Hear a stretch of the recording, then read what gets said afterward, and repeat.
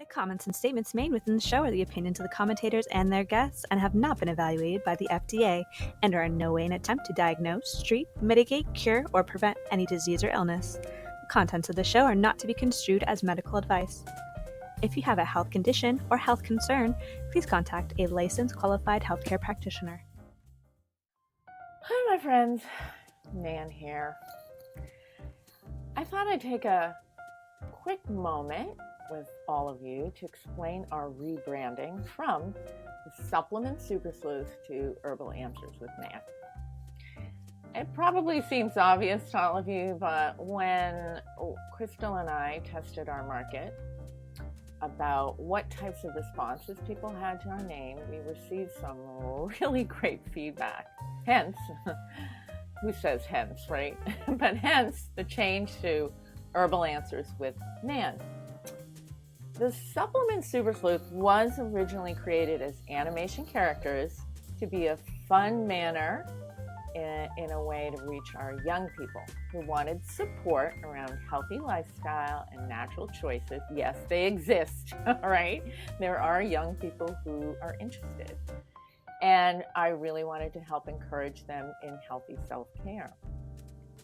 So the health adventures of Nan and Fran will live on in animation and in the very near future.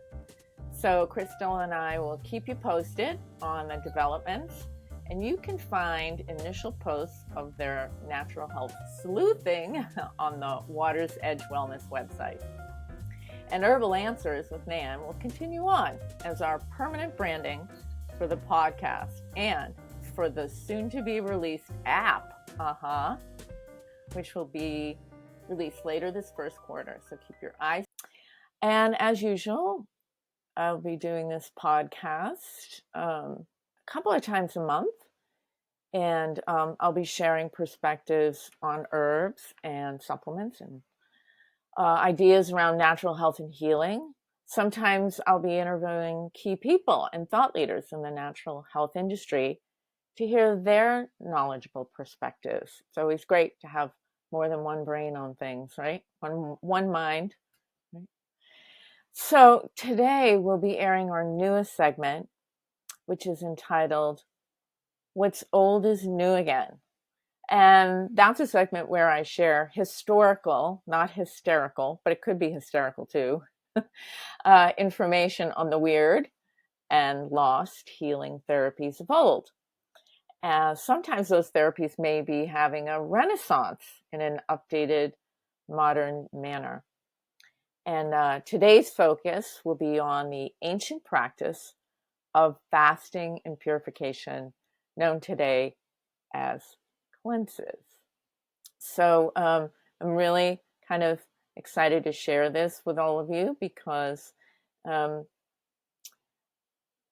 cleanses, if you were to go very interestingly on Google and just type in cleanses, what you'll notice is that it's one of the most searched for item in what I call the Google. So I wanted to say a little bit about its history, because I do think that it's really having some great renaissance today. A lot of people are really looking for something that might work for them, be safe for them, be helpful. And there's a lot of reasons why people do search for it. And I'm going to talk about that based on historic findings. So cleansing methods definitely have been used by millions, if not trillions of people effectively and generally safely to purify their bodies and minds. And this is really to assist in easing discomfort and reduce some of their symptoms that are related to aging and poor dietary choices or beverage choices, if you will. And if you look at every continent and every group of people through the ages, you'll definitely find a body of cultural and historic cleansing or purification practices. So I certainly can't spend hours and hours going through enormous amount of historical data, but I wanted to do what I would call a fast history of cleanses. So let's start with 5,000 years before the Common Era. So Ayurveda is proposed to be more than 10,000 years old. It's quite in that that's before the Common Era. It's quite historic and probably one of the oldest codified herbal, herbal medical paradigms that we have. Some of it was verbally handed down in families, but there are written Sanskrit texts that are about 5,000 years old. So the Sanskrit term of Ayurveda means the science of life. And it's considered a living handbook of how to live a balanced life as a human in relationship to yourself and to others and the earth. There are many different practices which are meant to purify the body, which are, some of those are definitely still performed today. So as an example of that, irrigating the sinuses using a neti pot, ear candling to not just soften the wax in the ear, but to soften the eardrum, which stiffens with age. Enema or water therapy of the colon, herbal baths, which open the pores, soften the tendons and the muscles.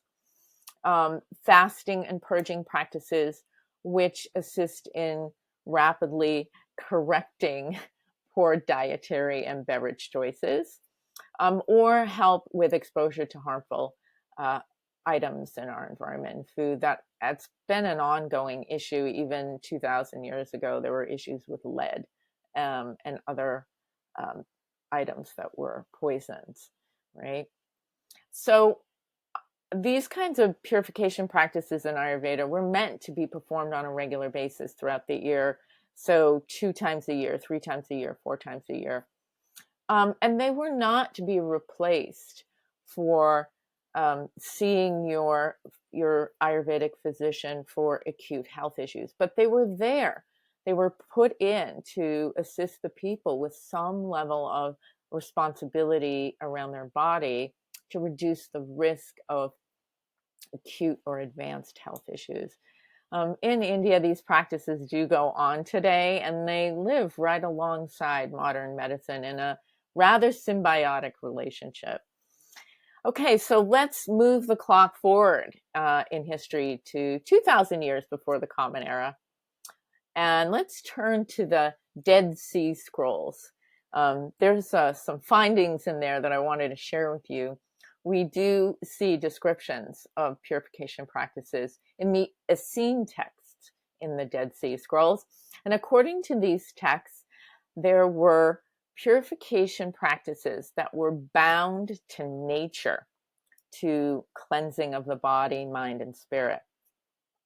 The scholars of that time and of these ancient texts, who have scholars that have come forward and have read the texts and spent a lot of time trying to understand the text, they posit that the information held in the Dead Sea Scrolls were done, of course, in the manner of the people living in the deserts of that region and of that time in history.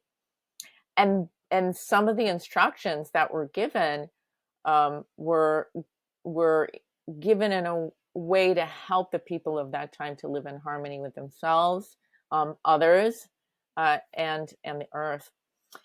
One of the things that I see so much today, in social media and on the internet is people doing what's called forest bathing, which sounds so much like some of the text from the Essene text called the Angel of Air. So the practice was called the Angel of Air practice from the Dead Sea Scrolls. With this expert, I want to share this excerpt taken from the translation of the Dead Sea Scrolls by Dr. Bordeaux. So it goes like this. Seek the fresh air of the forest and of the fields, and there, in the midst of them, shall you hear my dogs barking? Shall you find the angel of air?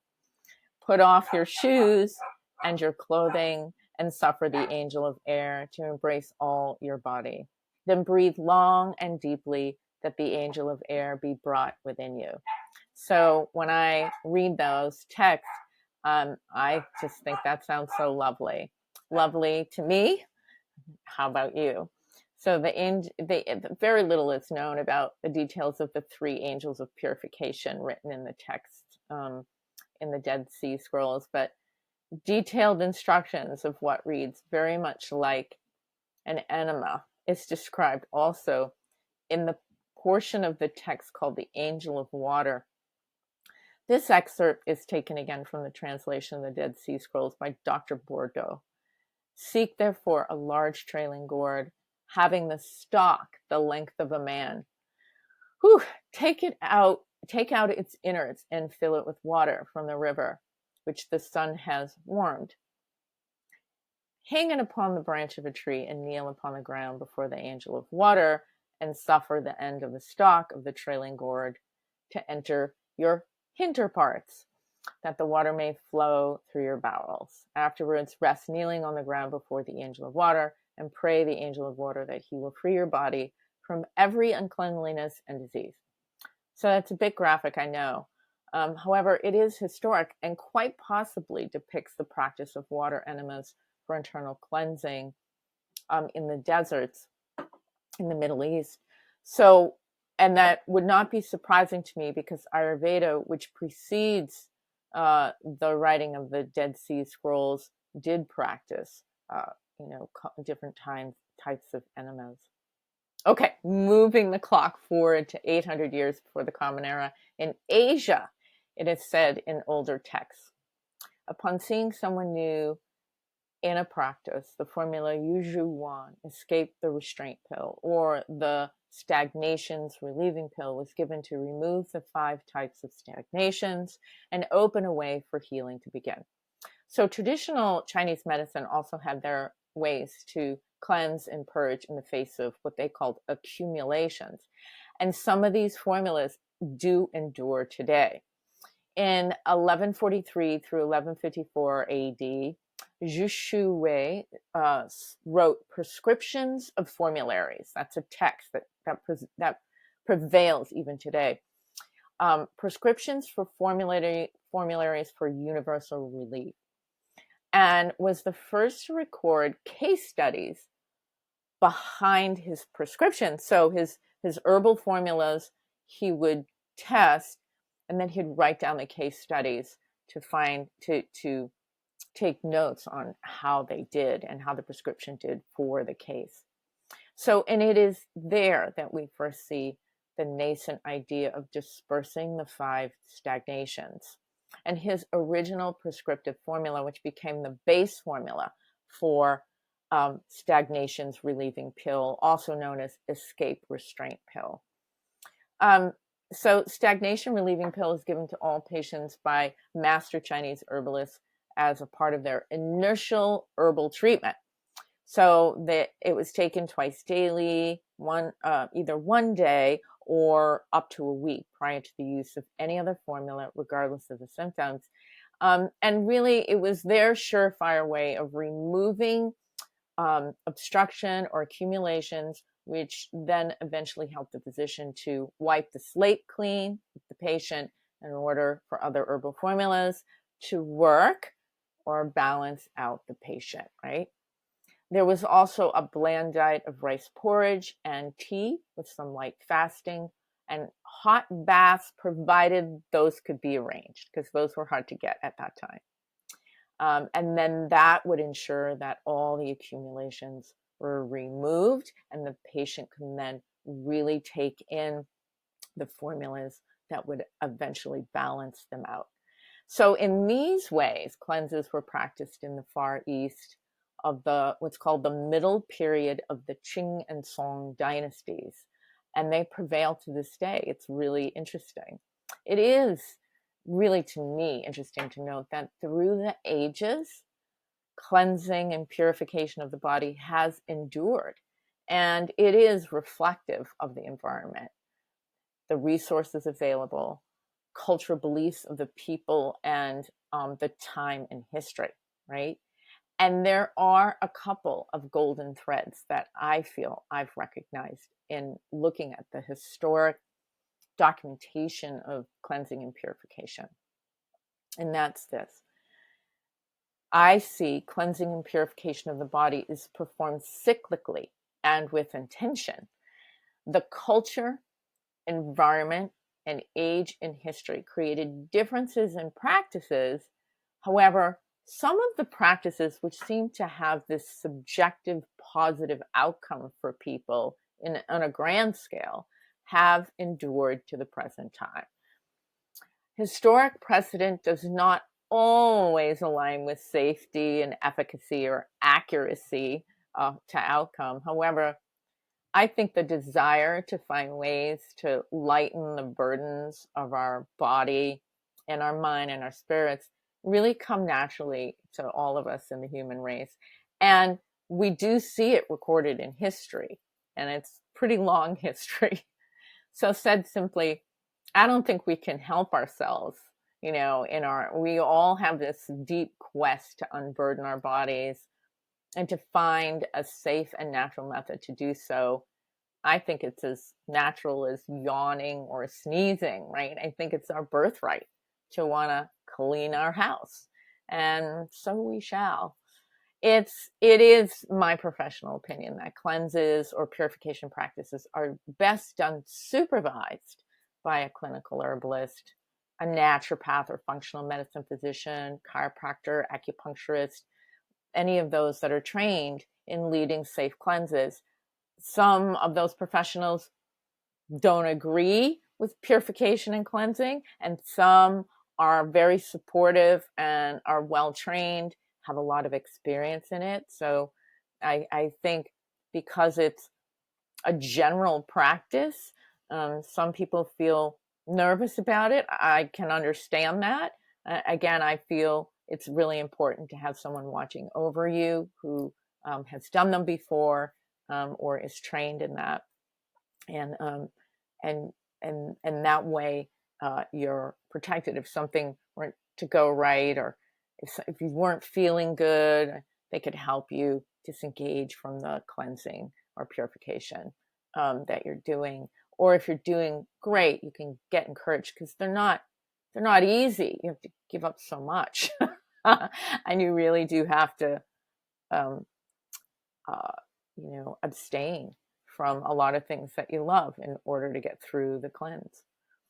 So, but I feel like there's incredible historic precedents for cleansing, and people are looking for them. So anytime you have questions about it, please don't hesitate to reach out to me.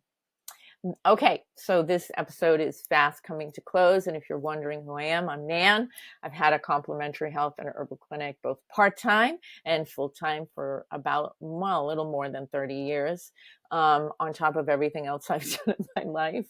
I'm basically focused on difficult to treat conditions or chronic issues. I've also been a spokesperson and educator in the natural products industry, and I did that for somewhere around 2 decades or so. And I did work for a lot of the reputable and well-known companies in the industry of that time. I'm no longer in that industry. I'm just in my practice very full-time. So you can connect with me in person by going to my website, www.watersedgewellness.com, or by reaching out to me through my social media sites on Instagram, Facebook, and YouTube too. You'll find my TikTok page under Herbal Answers. And if you wouldn't mind, please subscribe to and like Herbal Answers with Nam, wherever podcasts can be found. And don't forget to share my podcast with interested friends and family. And with that, I'll say take good care of yourself, and I'll see you soon. Ta-ta for now.